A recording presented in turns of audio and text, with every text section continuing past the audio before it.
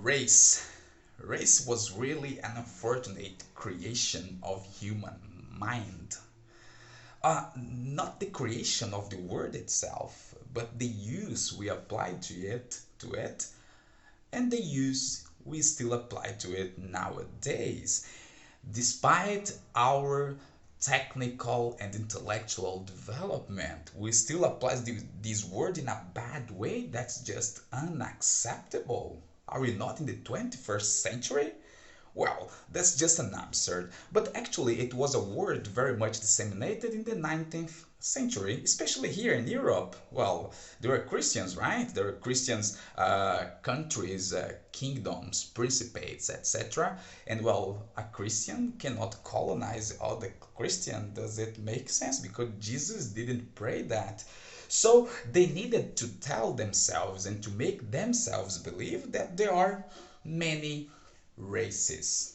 So it's even worse that this word was disseminated in the 19th century. It was created a bit before, but with another meaning, as we know, and according to Zygmunt Bauman, society is liquid and it's always changing depending on the recipe you put it in. So, when the word race was created, it had another total different meaning. It happens that the 19th they had to legitimate, they had to think it's right to colonize other people. So they said that the Asians, they're not like us, so they are an inferior race, right? The Africans, they were also an inferior race. Oh, the Latin Americas, whoa, we really suffered a Holocaust, a genocide in Latin America. All not because of the creation of the word, as I said before, but because of the use of it. So we have been taken and colonized by scientists. In the 19th century, it was scientists. There was this thing called eugenia. Eugenia was a principle that said that there are scales of evolution among humans. That is, the Africans, the Latin Americans, the Asians, they were not people. Even a Jesuit priest said once that black people, that Africans are not people. Can you imagine how bad this can go? However, as I understand race and racism, especially today, it is that it's really a sign of human stupidity. Because we have developed so much technically, but morally our brains is still on this size, not bigger than a dog's brain. Because dogs, they don't think about, or they have races, because yes, these breeding markets, they use races, right? But they don't think about it. So seeing us in comparison to dogs.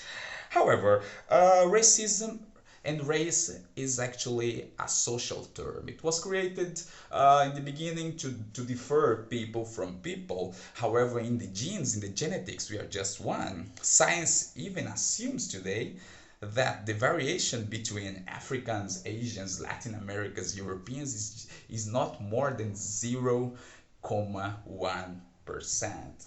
And that doesn't make us a different race or a different species or a different gender. We all belong to the human species and we all belong to human gender. Isn't that very beautiful? So it's really unacceptable that people still think they are superior. They have so much money, they have studied, they have education, they have all they needed, all the necessary information to become modern humans, and they're still so backlayed in the past. But there is a difference between racism and xenophobia. Uh, Xenophobia is it's actually a disease. It's a mental disease. It's like arachnophobia, people who are afraid of spiders. Snake phobia, people are afraid of snakes, and when they see a snake, they act in despair. They get desperate. They just want to run away from there. That's actually a disease, and it's registered as a disease in psychology and psychiatry too. Uh, so when it gives us emotion, xenophobia gives us some emotions. The blood starts to circulate in the body more quickly. Your heart pumps, you start to sweat, and they have to react And if you have any phobia, how do you react when you have a phobia? You get in despair. If it's against an animal, you tend to kill it or to run away from it. Isn't that exactly what happens with xenophobic people here in Europe and in America and in other places? Well, I guess it is. Because we tend to do that, but we understand, oh, it's a sickdom, it's a disease, all right. These people must be treated. So, in my opinion, racism is even worse than xenophobia. It's the same, the feeling of being racist. It must be that one when you see a homeless person lying in the street and you feel superior to her. Sometimes you mistreat them, sometimes you don't. But you still feel superior. Come on, we are inside society. I am inside society.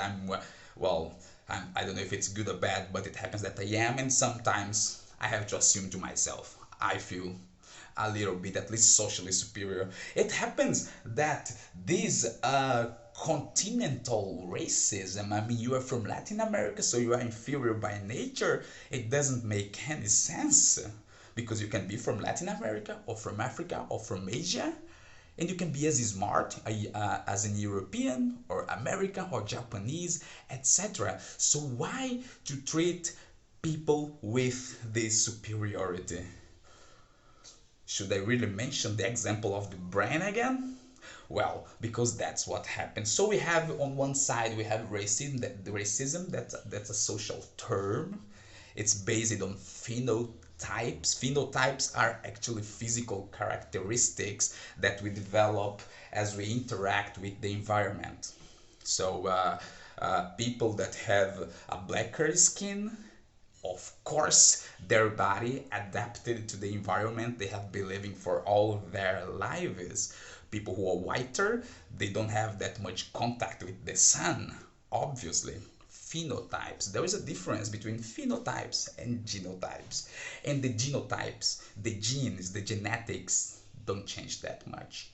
So, racists, if you didn't know that, you're just being stupid. So, please, as for the xenophobics, well, you need to be treated. You have a disease. So if you're xenophobic, you are afraid of the unknown, because xeno comes from Greek, and it means unknown, and phobia means fear. So I'm afraid of the unknown. That's just it.